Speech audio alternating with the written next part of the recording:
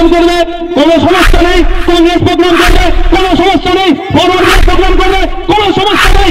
এসোসিয়াই programme করবে, কোনো সমস্যা নেই। অন্যান্য রাজনৈতিক দলেরা প্রোগ্রাম করবে, কোনো সমস্যা নাই। আর আইএসএফ প্রোগ্রাম করতে গেলে অ্যাডভোকেট জেনারেলকে দিয়ে তাদের বিরুদ্ধে মামলা করে কিভাবে আটকানো যায় এই অপচেষ্টা হচ্ছে কেন?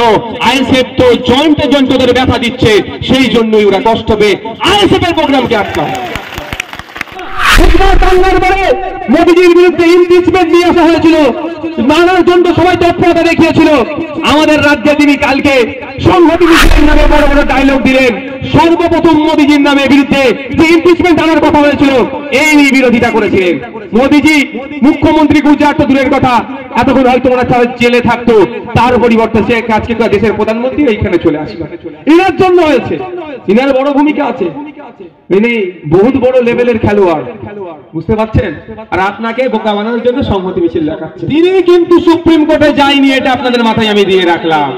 হয়তো তিনি যদি সুপ্রিম কোর্টে যেতেন, আমি সুপ্রিম কোর্টে গিয়েছিলাম, আমার বাড়িতে তার পুলিশকে দিয়ে আক্রমণ করিয়েছিল, উনি যদি সুপ্রিম কোর্ট যেতেন হয়তো ওনার ভাইপোকে ইডি সিবিআই তুলে নিয়ে চলে যেত। ওই ভয়ে তিনি যায়নি। নওশাদ সিদ্দিকী কিন্তু ভয় পাননি। ওনার তো যাওয়ার দরকার ছিল আগে, আমার আগে। উনি আমাদের রাজ্যের অভিভাবিকা, ওনার সংহতি মিছিলের সবার খুব ইচ্ছা গিয়েছে।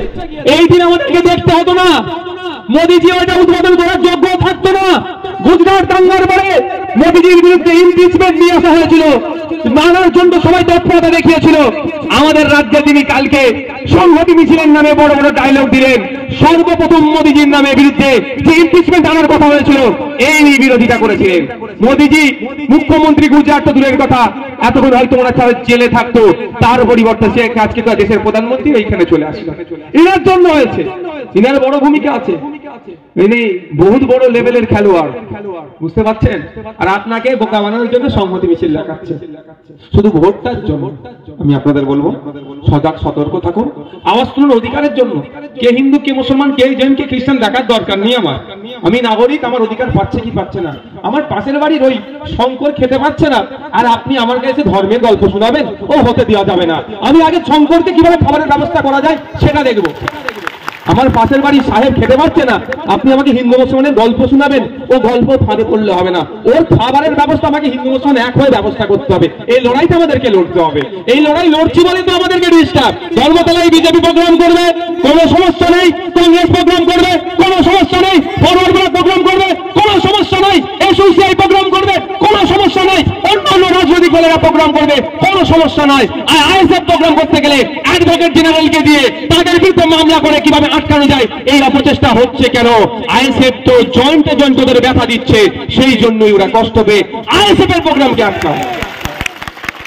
আমরা কোন ধর্মের মানুষ, পার্টিকুলার কোন ধর্মের কে প্রমোট করতে আসেনি, তার অধিকারকে সুনিশ্চিত করতে এসেছি। আমাদের দাবি কি?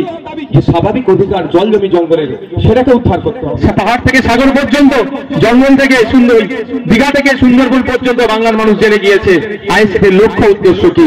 মানুষের অধিকার সুনিশ্চিত করার লড়াই আইএসএফ আছে, এটা জেনে গিয়েছে।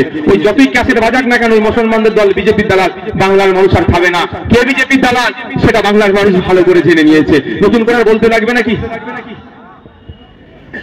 এখন এরা ইফতারের সময় এসে মাথায় ঘুমটা দিয়ে ইফতার খাবে, এটাকে আমি সম্প্রীতি মনে করি না। দুর্গা উৎসবে গিয়ে ফিতে কাটবে, এটাকে আমি সম্প্রীতি মনে করি না। আমি সম্প্রীতি কোথায় মনে করি জানেন? যেটা বাস্তবে আমরা করি, যে ধর্মচারণ করবে, কেউ না ডিস্টার্ব করে, কেউ না বাবা যায়, সেটা লক্ষ্য রাখাই হচ্ছে সব থেকে বড় সম্প্রীতি আমি মনে করি। দেখিয়েছি আমরা, গর্ব করে বলতে পারবো আমরা দেখিয়েছি। চোপড়াতে দেখেছিলেন আপনারা, আদিবাসী সমাজের উপরে কিভাবে অত্যাচার হয়েছিল, বাড়িঘর গুড়িয়ে দিয়েছিল। আপনারা দেখেছেন, আমরা সেখানে পৌঁছেছিলাম, তাদের পাশে দাঁড়িয়েছি, খাদ্যের ব্যবস্থা করেছি। আমাদের যতটা দিয়ে তাদের বাসস্থান থেকে শুরু করে যতটুকু যা করার দরকার, আইনি লড়াই কিভাবে করা যায় সেটা আমরা তাদেরকে দিয়ে আসছি।